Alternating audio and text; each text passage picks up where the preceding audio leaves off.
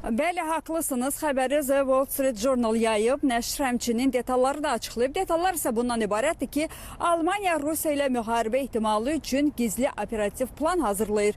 O plan adlanan və 1200 səhifəlik bu sənəd 800 minə qədər NATO hərbiçisinin şərqə, ön cəbhəyə geniş miqyaslı logistika əməliyyatı ilə daşınmasını nəzərdə tutur.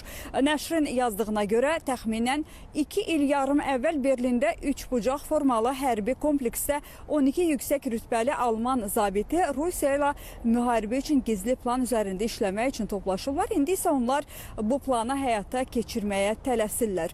Bildirilir ki, bu plan müəlliflərin total müharibəyə yanaşması adlandırdıqları konsepsiyanı indiyədək ən aydın nümunəsidir. Sənəddə limanlar, çaylar, dəmir yolları və avtomobil yolları boyunca hərəkət marşrutları, eləcə də yerdəyişmə edən bölmələrin təminatı və deməli qorunması ilə bağlı tədbirlər ətraflı təsvir olunur.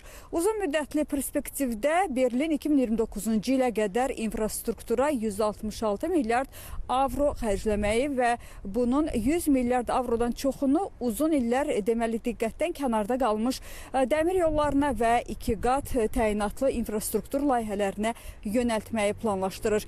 Plan deməli hazırda yenilənmiş variantdadır. Qeyd edeyim ki, ilk versiya keçən ilin martına qədər Kosova və Əfqanistan deməli veteranı olan general-leytenant Andre Bodemanın komandası tərəfindən hazırlanmışdı və çoxsaylı nazirliklərin, dövlət qurumlarının və yeni idarələrin rəyləri əsasında formalaşdırılmışdı.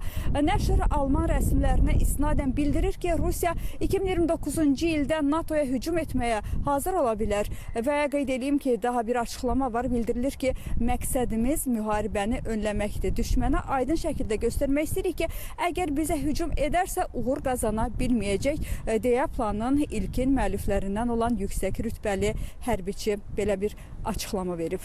Belə çatdıracaqlarım bu qədər. Buyurun, söz sizdə.